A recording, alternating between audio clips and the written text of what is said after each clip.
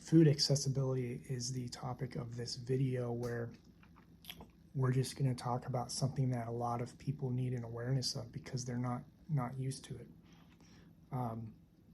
The reason I'm doing this video is because I've seen a couple videos come through my Instagram reels. I tried my best not to doom scroll in that because I really just, social media isn't my thing.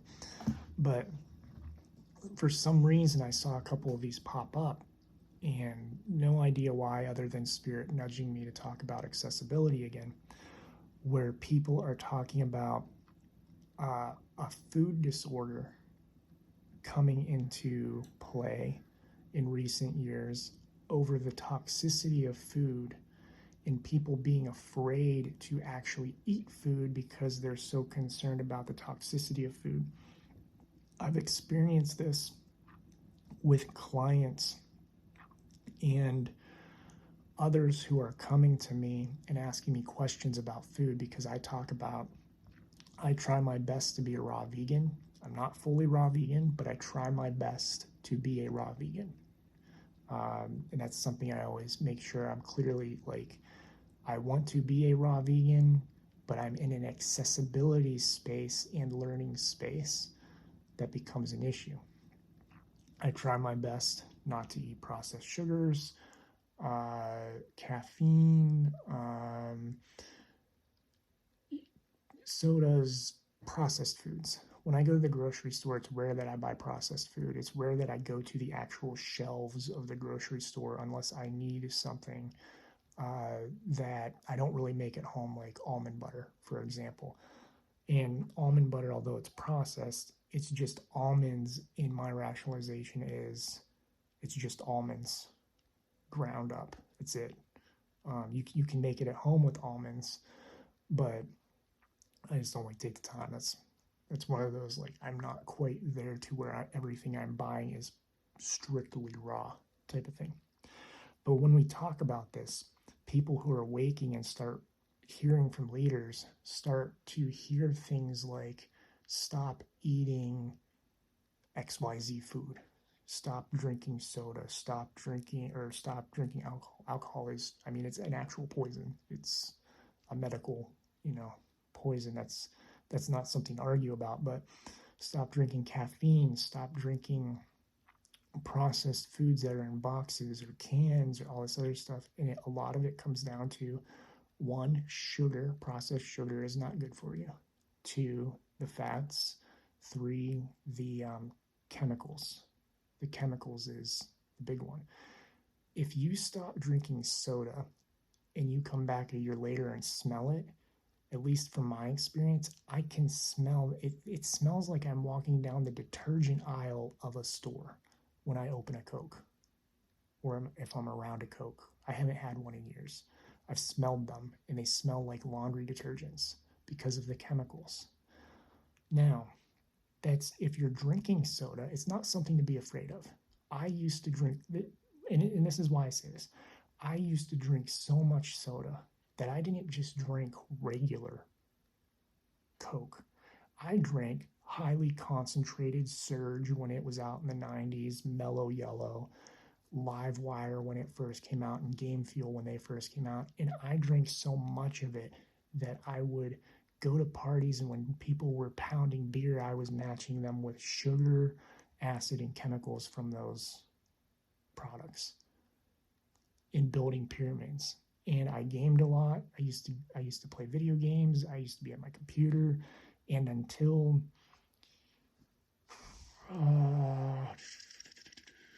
2019, I was drinking probably a case every 2 days of soda. I could easily drink a 12-pack in 1 to 2 days on my own.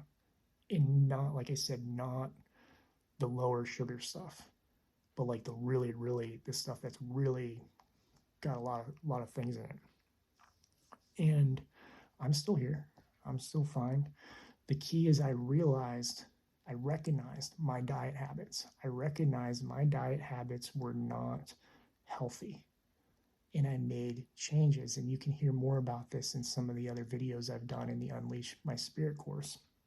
But I made changes on my diet, slowly integrating, going, I'm going to cut out the soda pop products, I'm going to cut out the sugar, I'm going to cut out this, I'm going to cut out that, and shift.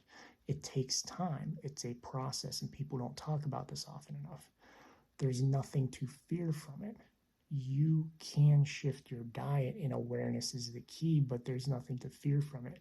This idea of people not eating food because they're afraid of the toxicity is coming because people aren't going out and saying it's a process of removing yourself from it.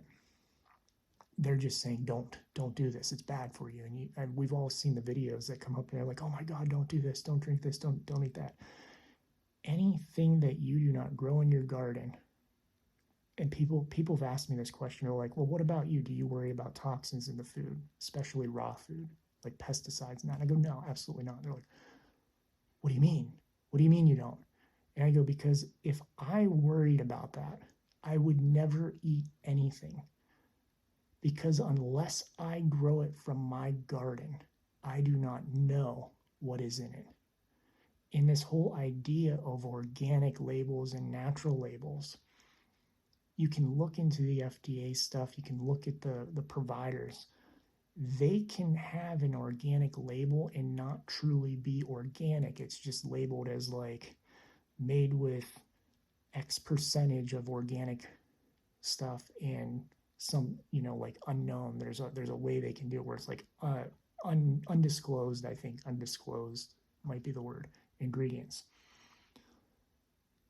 You will not eat anything if you worry about the toxins and the toxicity of food. So the question is, would you rather eat or not eat? So we have to change the narrative and say, eat healthier, because a lot of the foods, and this is what people don't talk about, a lot of the foods that are raw have properties in them to flush the chemicals from you.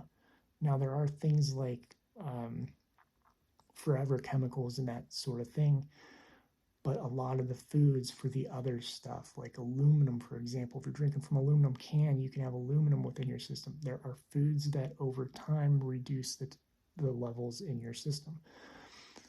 People don't talk often enough about the healthier you eat, the more that reduces.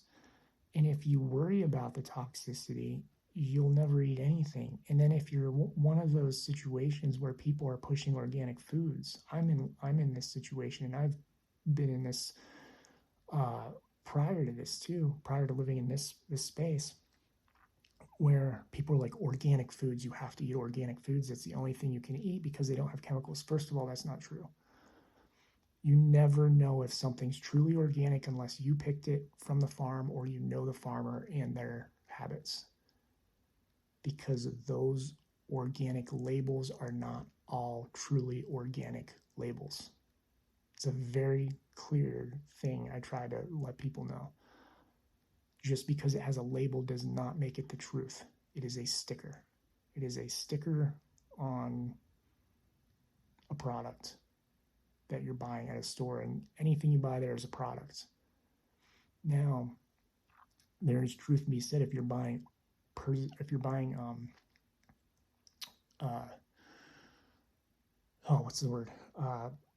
processed foods. If you're buying processed foods, there are a lot of chemicals in that. There are a lot of things in that. There's a lot of energy that's wasted. And even if you buy organic processed foods or vegan processed foods, they're not necessarily healthy either. People will try to say, these vegan foods are healthy. And it's like, that's not the truth. That's not actually, just because it has the word vegan on it does not make it healthy. Look at the package, look at the ingredients. You'll find a lot of vegan food has a lot of nasty ingredients in it.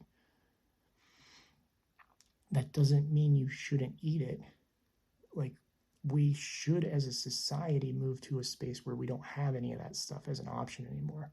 But in this space and time, people are learning to shift their diet. And in learning to shift your diet, one of the ways you do that is by replacements.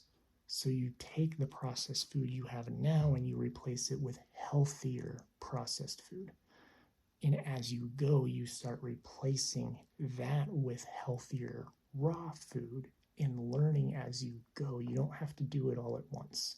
You don't have to be afraid of the toxins and whether this is unhealthy or this is healthy and that type of thing. You just need to look at the overall picture and go, am I eating healthy? Yes or no? And everybody can say that, yes or no. And then go, okay, if the answer is no, what can I change now to eat healthy? But here's where it takes a turn too. A lot of spiritualists and health conscious people push raw organic foods and don't understand accessibility. People who live in rich neighborhoods, people who live in cities, people who live in areas like Florida and California where the food is grown. The Midwest is a lot of corn, wheat, soybean type stuff for commercial growers. Produce comes from other areas, this and that, other countries usually even. If you live in a hub for produce, meaning an area where it all gets shipped into, you will have the most vibrant, beautiful, accessible produce ever. If you live in an area that is affluent, meaning money, rich, not necessarily rich, like not millions of dollars rich, but high, upper middle class type situations, you will have grocery stores everywhere with brilliant racks of produce and food from other countries and all this other stuff. Most of the country, most of the square footage of the country is not that, probably over 90%. But because people talk about New York, LA, Chicago, Phoenix, other cities, because we talk about these cities wherever they're at, those cities are small percentages of the acreage of people living in the entire country. When you leave the city, and sometimes you don't have to go far, sometimes you just have to drive 30 miles out, 30 minutes out, you will notice that grocery stores become sparse. They're not on every corner. Some towns have one grocery store. I lived in a town that didn't even have a grocery, right? Well, it had a grocery store, but the grocery store was the size of a gas station. Produce section was, a couple tables put together. I live in a town now where the grocery store is, there's one actual grocery store, the town I live in now, which is all processed food, and it's combined with a hardware store, which, if that tells you, it's the weirdest thing. They put a hardware store and grocery store together. Combined with a hardware store, they don't take care of their produce, and most of their produce is so mishandled, miscarried, and from being shipped from warehouse to warehouse to warehouse to get it here is already dying and going bad. So you can't purchase it. So for me, I have to drive into what I call the city, which isn't what most people would call a city. I call it the city. It's a more affluent area. It's a 40-minute drive away to get groceries, to get a grocery store that has actual herbs, that has actual kale, collard greens, turnip greens, lettuces, sprouts, all this other stuff. Produce that has a produce section that is something you can truly walk around. I have to drive 40 minutes. A lot of people do not understand this because they can walk out of their apartment or their house and find a beautiful grocery store 5 minutes down the road. And often that 5 minutes is in a city, which means it's even far closer because it's a 5-minute drive in a city.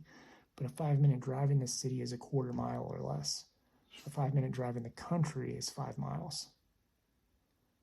So also what the perspective isn't seen is that that person getting out of their apartment in a city can walk the quarter mile to the grocery store. The person in the country has to walk a mile, if not more, to get to the grocery store. So they have to usually use a car. Accessibility is an issue. And accessibility is part of the issue with accessibility is the better food. When you go to the country, these stores in country towns. I've lived in a bunch of them, traveled a bunch of them on the East Coast, been to all kinds of different small places, especially camping and stuff. It's all processed food. Why is it all processed food? Because processed food does not go bad. Fresh food does.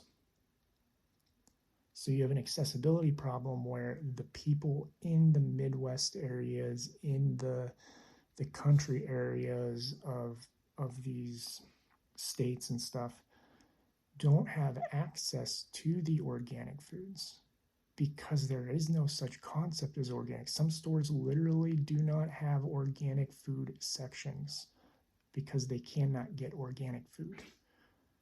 And that is something people not waking up, but people who are consciously health conscious and promoting spiritual eating and healthier eating and all this don't always talk about and understand. Not everybody can access it. So we have to shift access of food, which means often helping people understand growing their own food or moving to a new location or going outside of their, like me, where I drive outside of my area. A lot of people use the grocery store in town, but I know to drive outside because I found, and it took me, I've been here 2.5 years. It took me 2 years to find a grocery store where I could get the stuff I needed to get. 2 years. And that was because when I found it, it was a newly built grocery store. Otherwise, I had to hop. I could get a little bit of stuff here. I could drive, another 10 minutes over to this one and get some stuff. I could drive another 10 minutes over here and get some stuff. And I had to piecemeal it all together.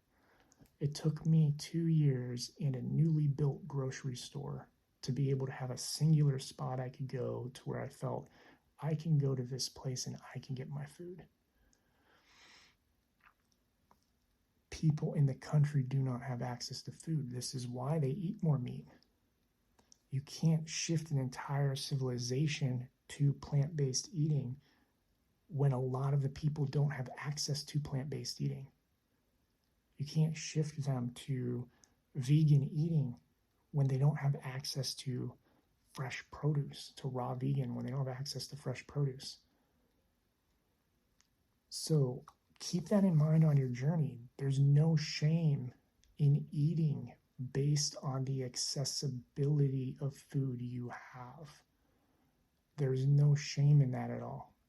And that's the point of this whole video, is for you to understand on your journey, you are responsible for doing what you can do in the environment you live in.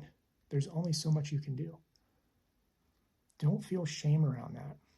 Allow yourself to love yourself and understand that if you're living in the deep country and all you have is processed foods, maybe you want to try taking up and building a garden to have some fresh produce. But there's no shame in continuing to eat meat if you don't have access to other food.